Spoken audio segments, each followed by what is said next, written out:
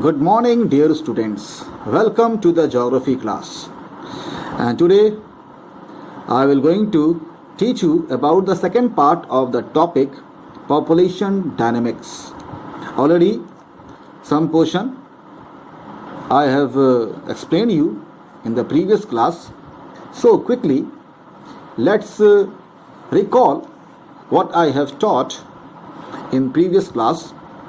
So the second chapter is population dynamics, as you can see on your screen. So what you have studied, so I explained you, as on your screen you can see, the population is the greatest resource, and the increasing population is both not only a problem, but the population also is a one resource. And so you have studied, there are the countries like India, China, Bangladesh, and usually all the Southeast Asian countries, all the countries in the Southeast Asian part. And as in this part of the world, population is very, very dense, and so there is a great demand of the labor, the people living in these regions. And there are the two types of human resource. They are skilled resource and unskilled human resource. And in both cases, if you will find, all over the world there is a great demand of both type of resource, both type of human resource, that is skilled. When we talk about the skilled resource, skilled resources means the people who have skilled themselves in a particular areas or some technical area, maybe example like engineers, doctors, then in IT sectors, the teachers, there are the constructors, and there are so many different skills in which the people, they just get the masters themselves over that region, over that area, and like this they develop a particular set of skills, and so they increase the demand.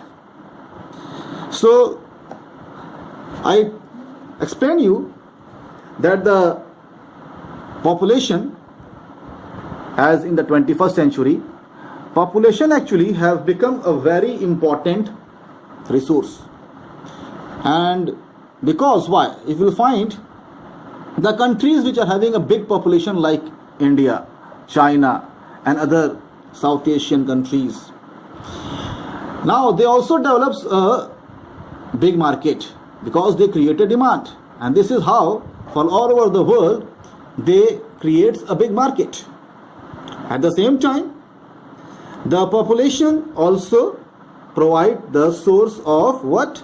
Cheap manpower. I explained you manpower, that is the human resource.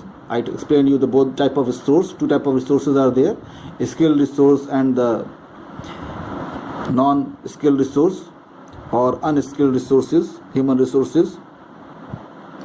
So I explained you the population utilize and exploits the other resources. Then I explained you that man actually is the most superior being, and by his knowledge, intellect, and the skill transformed, he can transform the natural resources into valuable resources. Then I explained you about the distribution and the density of population. I explained you about the population density, how we take out the population density. First of all, the total population of any country is taken, and that whole population is divided by the total land area of that country, and like this we get the population density. Same way we can find the population density of any state or any district or even the villages. Now then after that I explained you the three main zones of population distribution, that is the densely populated regions, the moderately populated regions, and the sparsely populated regions, in which I explain you, usually if you find the areas, all the river valleys which are very, very fertile, they all are very densely populated. Then there are the areas which are situated near the coastal area, or maybe the regions which experience moderate type of climate.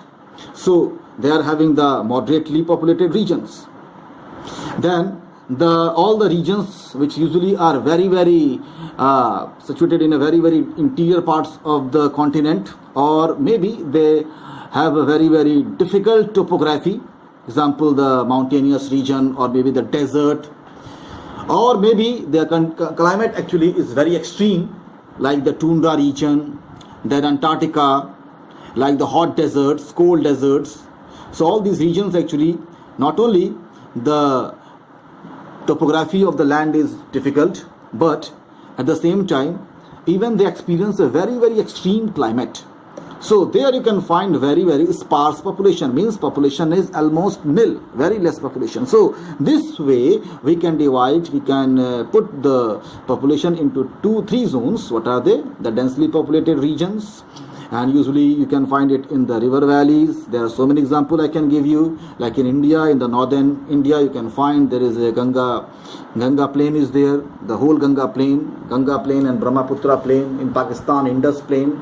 These all plains actually have been developed by the rivers, the fertile soil brought by these rivers.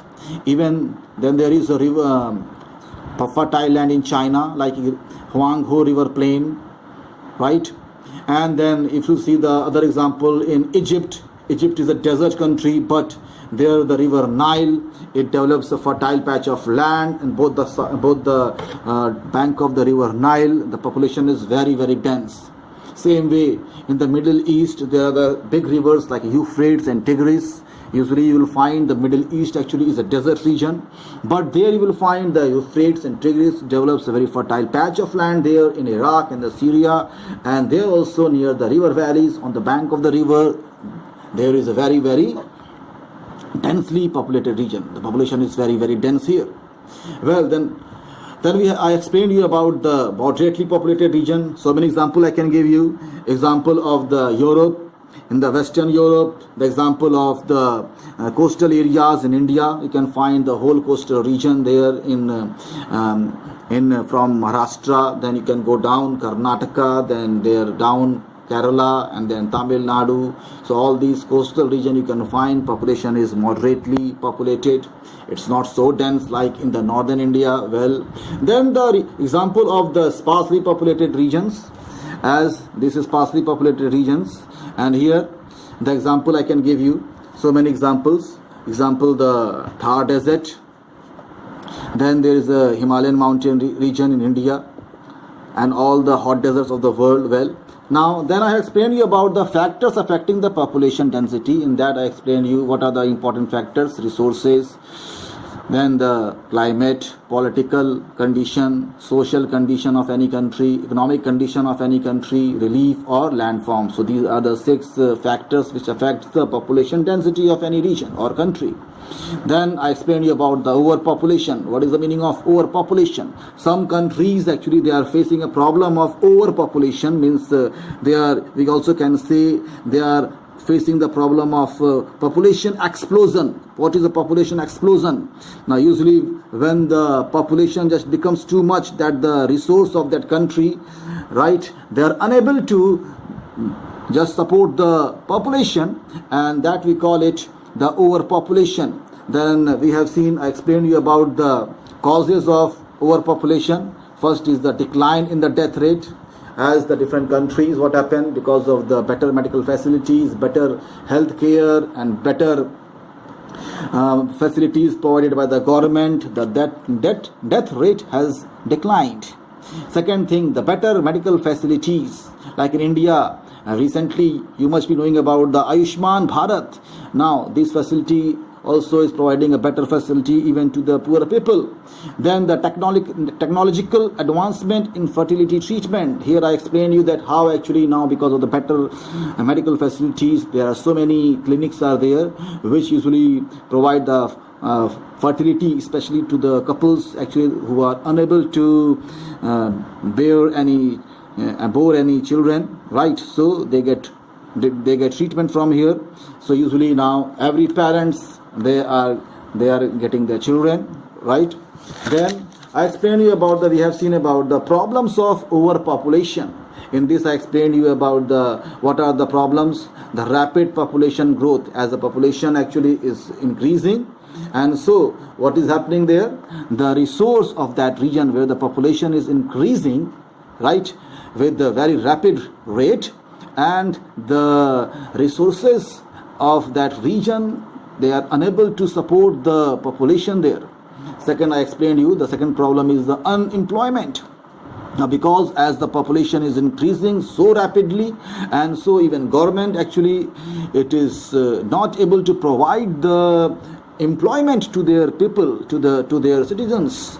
And this is how actually you can find everywhere in the cities, unemployment is so common. In every house actually you can find some people, or maybe in your neighborhood you will find there are so many young people actually, already their age actually they have become too much, means very aged, and then also they don't have any job. Well, some of them actually are doing, means like some small business, or maybe they are engaged themselves and doing something, but actually they don't have the proper job or proper employment. Then third thing I explained you, the problem of the housing and health.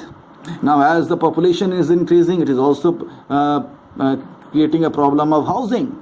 We can take the example of Gorakhpur. Right, in 1990, just 30 years back, there was a time actually when all the region actually between here, Basharatpur and the medical college, so there were not so many colonies. So there were many agricultural land on both sides of the road. But now you can find from Basharatpur and directly up to the medical college, you can find both sides of the road, you can see so many colonies, and so many buildings already have been developed, and you can't find any agricultural land now. So this is the example of what thing, the problem of population, increasing population. So as the population is increasing, so what happens, all the agricultural land, they have been turned into the housing areas, in the residential areas, in the colonies, in the apartments, right? And another thing, the healthcare also, because population as it is increasing, so there is more burden on the hospitals. So there was a time actually when if you ask your parents, they will tell you that in 1990s, 1980s, in Gorakhpur, only the medical college and the district hospital, they were able to provide the better facilities, medical facilities to the people. But even though there are so many hospitals are there, private hospitals, but they are unable to provide the better health care. So the increasing population is also just creating too much pressure in this sector, the health sector also. Well, then I explained you about the impacts of overpopulation. How the overpopulation, first of all, it impacts what thing? The depletion of natural resources. Because population is increasing, so more and more natural resources, they are being used. And the common example you can see, the example of water, right? So as you can find nowadays, the water actually have become, even the underground water, it has already been polluted. Now, that's why you can see in every house we are using the water purifiers. And even though there are many houses who can't afford the water purifier, they are buying water from these so many companies which provide the pure water, filtered water in the can. Well, so this is one example of the depletion of natural resources. One more example you can see, the example of the air pollution. Now the air is so much polluted now. Example, in the cities like Delhi, sometimes especially in the winter season, the population gets so polluted that it's sometimes actually the Delhi government actually they used to close their colleges and schools even. Well, next is the environmental hazard. Nowadays you can find actually now we are just experiencing too much storm. Like example, this is month of May and still you can't find very hot. Still actually you can see the temperature is sometimes becomes very cold. As recently yesterday it just rained so heavy, and what happened? Right, in the month of May, never we have seen actually this type of temperature change, climate change. So why it is happening? These are all the example of environmental hazards. And there are so many other examples are there of the environmental hazards, like the example of the global warming. You have studied about the global warming. It is also one example of environmental hazard. Air pollution, water pollution. There are so many. Well, next is the unemployment and poverty. They also are what thing? They are the result of the overpopulation. Already I explained you, as the population is increasing. Already we have seen it in the problem also. Next is the health and sanitation. This point also I have explained you, right? Then I explained you about the imbalance in the trade. In the previous class, if you remember, I explained you about the difference between the export and import, right? So this is what just a quick recall what I have taught you in the previous class. Now today we will start from the underpopulation. So what is underpopulation? Now there are so many countries and some areas which actually where the population is very, very less. So they are facing the problem of too small population, less population. Now if you find the example of Saudi Arabia and the UAE, now these countries, why there is a so great demand of the laborers? Why large number of people actually they hire from the Asian countries, South Asian countries like from India, Sri Lanka, Bangladesh and Pakistan? Why? Because there the population is very less. And that's why they need the people to work in their factories, to work in their petroleum sector, in the different sector. They need a teacher to work in their schools. They need the doctors and nurses to work in their hospitals, engineers to work in their different industries. So that is why in these countries there is a so great demand of the people, means the labor, the skilled, not only the skilled human resource but also unskilled human resource. Both type of the human resources are needed here. Well, so let's see. Now another thing is the causes of underpopulation. So let's see here the causes of underpopulation. So already you can find here on your screen the 4 points are given here: fertility rate, immigration, disease and famine. So let's see here the causes. So just I would like to just show you, let me find out some map. Okay, so okay, now I would like to show you one map here. This map, first of all, before we start this underpopulation, on your screen you can find one map here, that is figure 2.8. if those who are having the book, so you can open this figure, and from here you can just, let's see here. So if you find here, this is the map of the world and it is colored by the different colors. So you can find here there are the different colors. First is the black color, very dark black color. It shows the density, that the population density of 100 means 1000 people per square kilometer, means these area here the population is 1000 plus people living in 1 square kilometer area. And if you find here, so you can see this is India. You see here India is colored with the black color, even Bangladesh also. Then also you can see here small parts of here Japan also, right? So they are very, very black color. Here in Korea also, right? These are black color. Then second is the light black. In the light black color you can see Pakistan, Nepal, Sri Lanka, and here some countries here in the South China Sea. These are some islands, Philippines, Taiwan here, right? Hong Kong. Then here in Europe also you can find small areas are here, right? You have to look in your map if you want to see. I'm just showing you here. Then look here, another box, actually it shows how much density it shows. It shows the population density that is between 300 to 1000. So these areas which are colored in the light black color, they are having the population density that is between 300 to 1000. Next box that shows about the gray color, that shows the population density of 150 to 300 people per square kilometer. So here you can find some areas are here like Nigeria here in Africa, right? here around Lake Victoria, in the central part of Africa. In Europe also you can find some parts are here, right? Then again there is a dark, this next box, the fourth box, if you will find, this is very dark, this is purple color, that shows the people that is between 100 to 150. It means in 1 square kilometer area the 100 to 150 people are living here.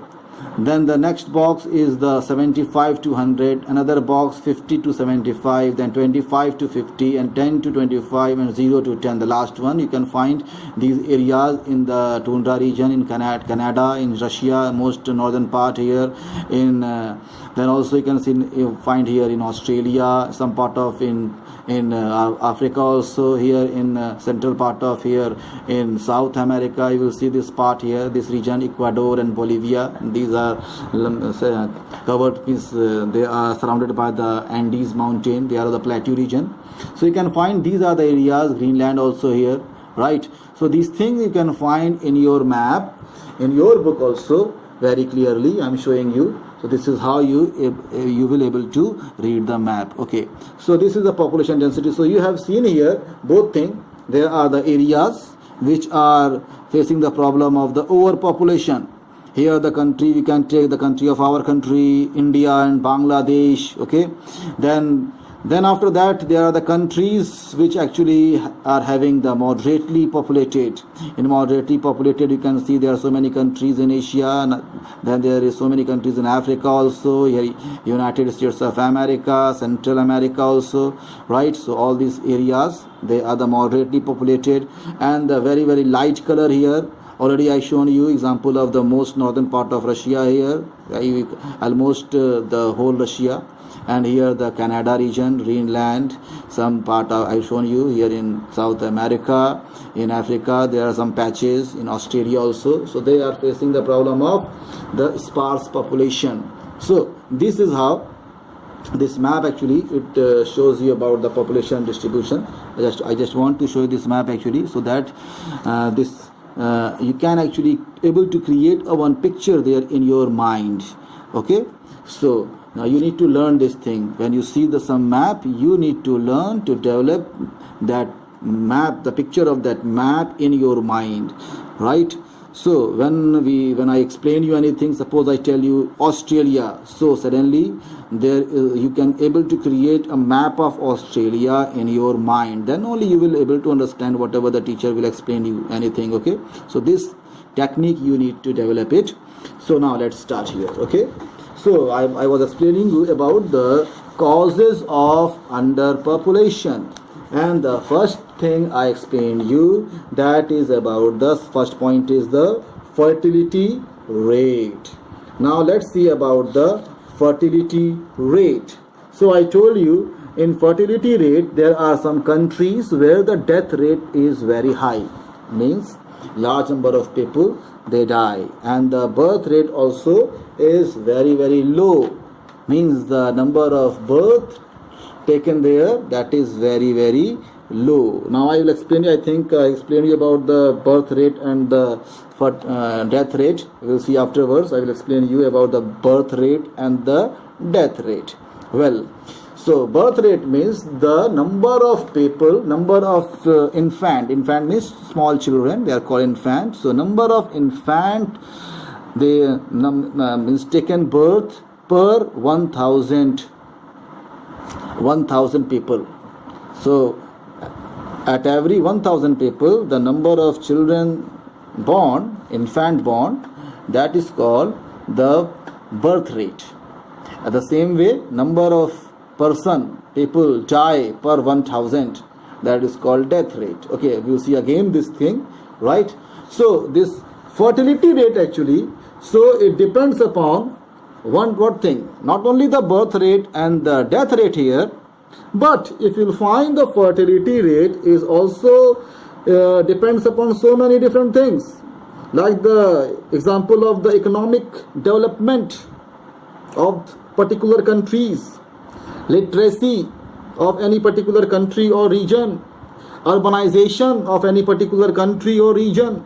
So if you'll find actually there are the countries, like in example, we can take an example of Africa. Now in Africa, there are so many countries which are actually underdeveloped.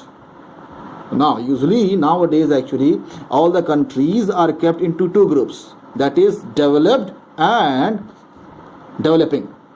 But previously this category was, when this categorization was usually done, so the countries were put into three groups. Now it was the developed countries, developing countries and undeveloped countries. But now recently now this third part, the third category is been removed. Now all the countries are kept into two groups, developed countries and developing countries. But still there are so many countries in some part of the world where the development has not even reached there, or development is very, very slow. Like example, we can take one good example of Nepal and Bhutan, our just closest neighbor. Now Nepal is a very, very poor country, even Bhutan also. And there you can find there is no development is taking place, and this is why you can find large number of people there. Nepalis usually they used to come to India, right? And because they don't have the skill, so they just work as a guard. So you must be heard about I think all of you knowing about the Bahadur, right? So these Nepali people from the Nepal, why? Because they are illiterate, they don't have any special skill. Well, so why they are facing this type of problem? Because what is the reason? The reason is the development has not reached there still, or you can say development is very, very slow. Well, so there are the countries which are being faced by some factors, like example literacy rate is very less, right? Another thing, economic development is not so good. Then the urbanization means the number of cities are very, very less. Very developed cities are very less. So village areas are more, so we call them rural areas. So there are more areas are under the rural areas, and very less areas usually comes under the urban area. So urban area means the cities are called urban areas, and this development of the cities is called urbanization. So we will see it afterwards also.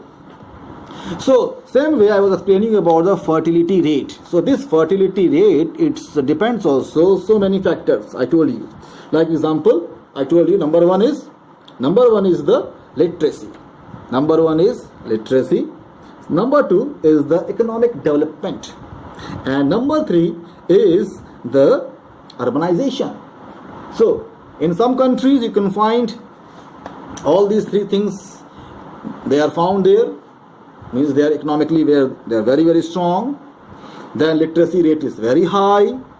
At the same time, there you can find less rural areas. Even the rural population means the people living in the village. So rural population is very less, and most of the people they live in the cities, that is urban places. So urban places are more. Now example, you can take the example of the superpower of the world present, like America. So in America you can find there the people are very, very prosperous. You can take the example of so many European countries also. So there you will find the fertility rate. The fertility rate in these countries is moderate. It's not very high, neither very less. Now you will take the example of India. Now in India, if you find the fertility rate is very high, and that is creating another problem. But with the literacy, as the people are getting literate, educated, so you can find recently now, if you find now, there was a time when the families they were having the 5 children, 8 children, but now at present if you find now the family they don't they don't want even the more children.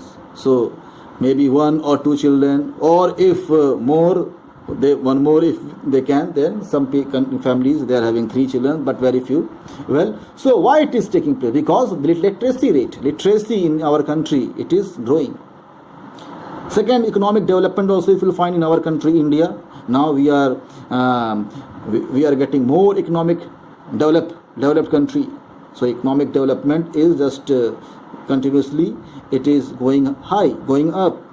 Another thing, now there you can find more urban places. Well, so this is how fertility rate is a one cause of the underpopulation. The fertility rate not only affects the high population, but it also affects the low population. Well, now there are the countries which are facing the underpopulation. Now let me explain you how some areas. So let's see here some example. The northern part of Russia, Greenland, or maybe the Canada and in Australia, right? Now these areas you will find population is very sparse, means almost nil, very less people. Why? What is the reason? Because first of all, these countries, these areas actually, the topography of the land is very, very difficult. Either they are the hilly area or the plateau regions, right? Or maybe the desert region, or maybe, and some areas, usually all of these, they experience very, very extreme climate. Now, if you take the example of Australia. Now, in Australia, large part of Australia actually, it is covered with the desert. We call it Great Australian Desert. So, the desert, all of you know this type of climate, very, very hot and very, very, very dry climate. And so the population, because you can't even think about any type of development there, no economic development, because that's why conditions are so hard, so people don't live there. That's why means even the tribal people who live there, right? So their literacy rate is very, very less. Especially, you know, some of the tribal people live in Australia also. In the previous class, lower classes, you have studied about Australia, and you must be knowing about the aboriginals. So who are these aboriginals? Aboriginals are the native of Australia. So still they are, most of them actually are living a very, very backward life. They are actually the native, but they are also a tribal people. Now, you will find these people living in these deserts, well, but they are not at all educated. Literacy rate is very less. Okay. Next point you can find about the economic development, because there is no population, very less population is there, so there is no demand there. That's why you can't find any roads, good roads, or maybe any railway, nothing, no market, nothing, no cities, and that's why there is no development. So I told you with the example, I explained you that how the fertility rate affect the underpopulation. That is why. Okay, next is the e-migration. Now, what is the meaning of e-migration? I will explain you about the e-migration. E-migration actually is the movement of the people when the large number of people from one country, they just move to some other region of the world, some other countries, right? So that is called e-migration. What do we call it? E-migration. Now, e-migration, it depends upon the two factors. So what are these two factors? These factors are called, in your book, those who are having the book, you can open your book and you just consult your book also, then it will become easier for you, right? That's why I'm showing you this topic also, so that it becomes easier for you to understand, right? If I will show you my face, right? So you will just watching my face, right? And because I have to show you some tools, right? And that's why I'm using this as a teaching aid, right? And then I can show you the figures, I can show you the map, I can show you the diagrams, photos I can show you like this in this technique, and that's why I'm not showing my face, okay? So I hope you are all enjoying. Now, so I was explaining about the e-migration. So e-migration means it depends upon two factors. What are they? It depends, and that is called push factor and pull factor. Now let me explain you about the push factor, and next is we are going to see about the pull factor. So push and pull. Now, example, all of you must be knowing about recently actually some you must be knowing about the ISIS. Like just 2-3 years back actually, when whole region of Syria and the northern part of Iraq actually, this big region was actually occupied by this terrorist group known as ISIS, and how they have occupied and they started persecuting the native people living there, and because of them actually large number of people, they just left their countries, that region Syria and the northern part of Iraq, and they have migrated to the other countries like European countries and other Asian countries, right? So this is the one example of push factor. What thing is pushing them? Why they are running? Why they are leaving their native land, all the properties, all their agricultural land? Why they are leaving it and they are just running to the other countries? They are running there where they don't have any future, they don't have any house, anything, but still they just want to leave their place. Why? Because of these terrorists. Now, because of these terrorists, actually, when the people they leave any place, so what we call them? This is one example of push factor. What is this? This is a push factor, right? Now, one more example I can give you. The second is actually example I will give you. The second example is the pull factor. So let's see about the pull factor. So I will give you the example here, example of India, pull factor, okay? So all of you must be knowing about the IIT. The students actually who study there, we call them IITians. And all over the world, there is a great demand of IITians. The students from IIT, as they pass out. So what happens actually? They get a very good package, very high package, attractive package from America, from the so many European countries, from the Gulf countries. And what happened? Because of this good package, very high salary, so they leave our country, India, and they, what happened? Migrate. They migrate to the country like America, United States of America and Canada, then Australia. They migrate to so many European countries like Great Britain, Spain, France, Italy. Then they migrate to the Gulf countries like UAE, Saudi Arabia, right? Kuwait, Qatar. Well, now why actually? Because there they get a much big package, means very big salary package. Now in India, suppose if anybody, means any company, they can give them 10 lakh rupees per year in the starting salary, which can be when it increases, it can become 15 lakh per year, or maybe 20 or 25 lakh per year. Well, but what happened in these countries like in America? How much package they get? They get 1 crore package, means per year they earn 1 crore, right? That is too much, and even more than that, right? 1.5 crore, 2 crore, 3 crores. So like this actually, when these students, when they get so high salary, what happened? So large number of people from India, especially I'm telling you about the IITians, right? And also the students from the IIM, Indian Institute of Management. So these are the two institutions from India, IIT and IIM actually. The students from these institutions, though they get a very, very big package from the foreign countries, and that's why what happened? They migrate to these countries, right? They settle there, right? So this is example of what? E-migration. So e-migration, that depends upon two factors I explained you. The first factor is the push factor, in which I explained you that how actually the people, they have left the region, that is Syria region in northern Iraq, because of the terrorist activities. Second is the pull factor. Now here I told you why the students, especially the IITians and the IIMs actually from this institution, why these students, they are being attracted to work in America or in European countries or in the Gulf countries. Why? Because of the very high package. So next is so now let me explain you about the underpopulation. The thing actually, how this e-migration, I explained you about the e-migration, what is e-migration and two factors, push and pull factor. But now let me explain you that how this e-migration, it causes underpopulation. So let me explain you. Now we can't take the example of India, because in India, our country, already we are having a big population, and usually very less number of people, they used to migrate from our country. But one example what I have given you, the example of Syria.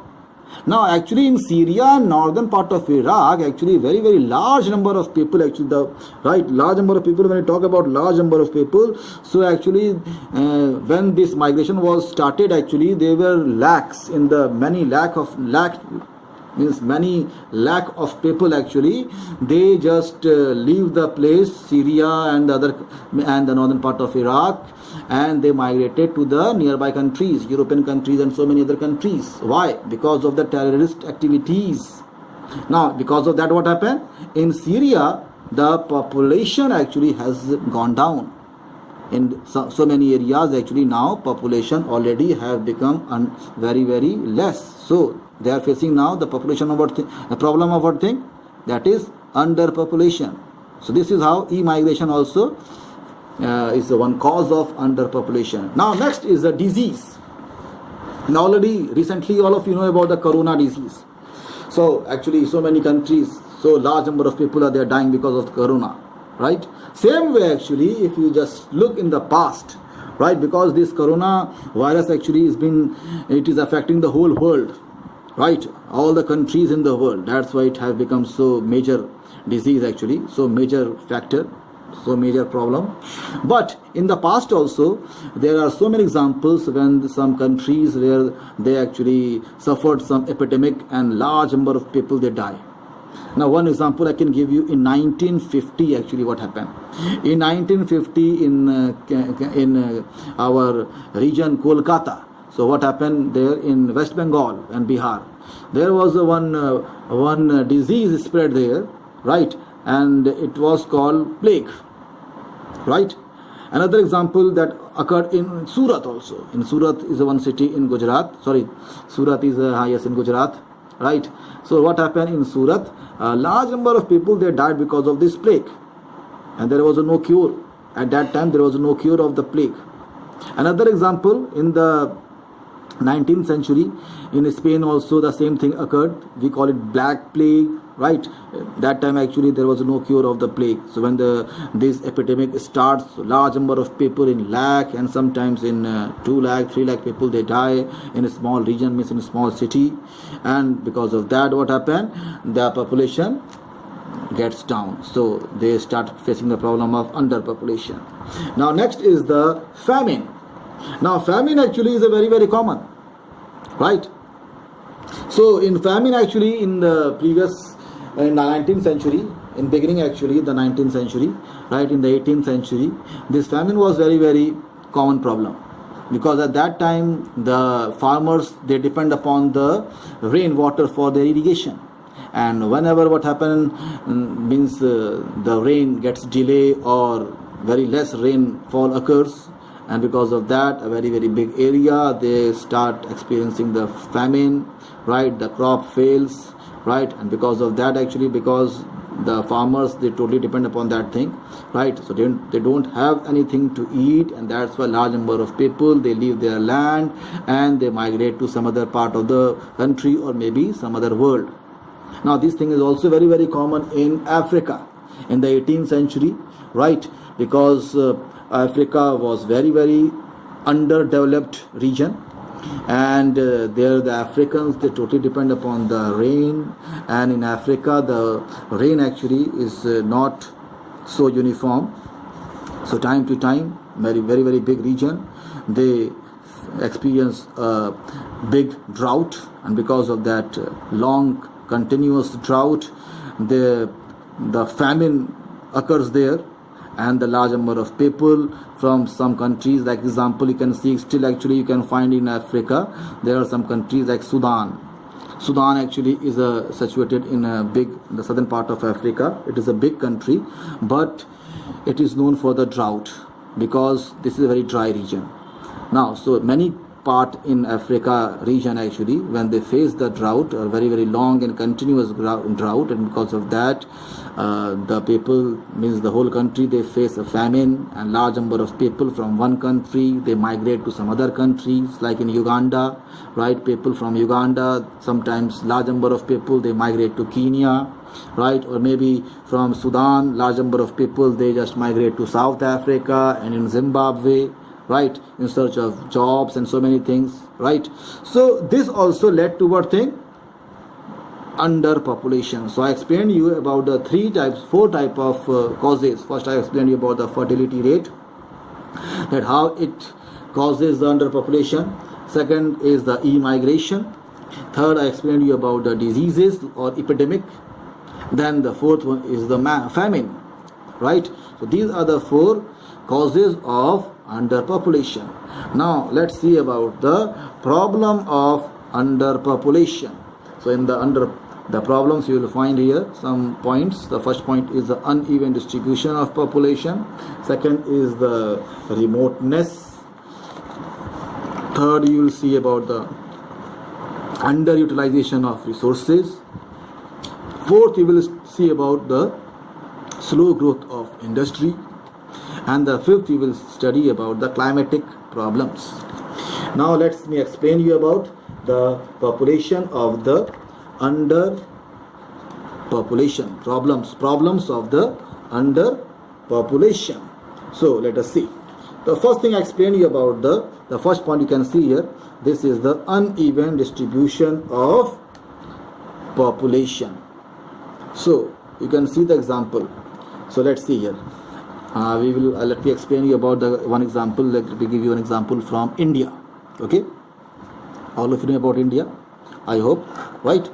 Now if you see in the northern part of India, if you'll find, there is a Uttar Pradesh, Punjab.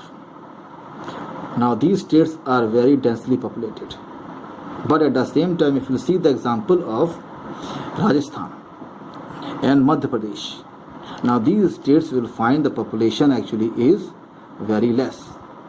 Now in Rajasthan, if you find just in Rajasthan, in the some part of Rajasthan where the irrigation is available, so you will find population very dense. But in the western part of Rajasthan, that is actually covered with the Thar desert, so you can't find any people living. So population is very, very less. Then in Madhya Pradesh also you will find some areas, some cities very, very densely populated, but the large part of Madhya Pradesh actually is covered by the plateau. And because of plateau region, you will find in large part of Madhya Pradesh actually population is very less. So like this you will see what thing. In the whole Madhya Pradesh, or you will take the example of Rajasthan, or maybe the example of Telangana, or maybe the example of Chota Nagpur Plateau, means example of Jharkhand and Chhattisgarh also. Now all these areas, they actually, usually large part of these states, they are covered by the plateaus. And one example I given you, Rajasthan, that is desert. And because of this actually you will find population distribution is very, very uneven. Population distribution is very, very uneven. So here you will find some areas the development has not reached. If you see in the western part of Rajasthan, which is largely actually it is covered by the desert. Now there you will see actually there the population is very, very less, right? So that is the example of uneven distribution. Because the population is very less, so you can't find any development. No cities are there, no roads, no roadways, so you can't find any market, nothing, no agricultural land. And that's why, because no facility is there, and that's why you can't think about the increased population. So this is how, this is one example. The underpopulation, that actually creates what thing? Uneven distribution of population. Now let me give you the example of the world. Okay, now all of you knowing about the United States of America, and United States of America actually is a big country, and even the population wise it will find they are having a very big population. But if we will see about the population distribution in North America, especially in the United States of America, you will find most of the people usually they live either near the coastal area, or they usually live near the Great Lakes. So in the previous class, right, you have studied about the United States of America, North America you have studied. So you must be knowing about the region of the Great Lakes, right? Great Lakes means the lake, there are the 5 lakes: Lake Michigan, Lake Superior, Lake Erie, right, Lake Huron, and all these lakes together are called Great Lakes. So because climatic condition is so good here, and land is very fertile. These lakes also provide a good inland waterways, and this is why you can find there are so many cities are situated near these Great Lakes, both sides, because the northern part of Great Lakes, if you will find, it is occupied or covered by the Canada. So you can see northern part you can find the Canadian cities, southern part you can find the cities that is of United States of America. So the whole region around this Great Lake you can find it is very densely populated. And after that you can find both the eastern coast of United States of America and the western coast is very densely populated. What is the reason? Reason is the moderate climate.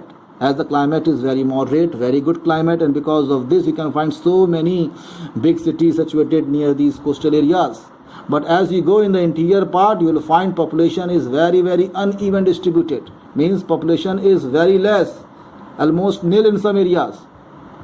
So another example in Canada or in Russia also will find, and you can take example of Australia because you have studied about Australia. So let me give you the example of Australia.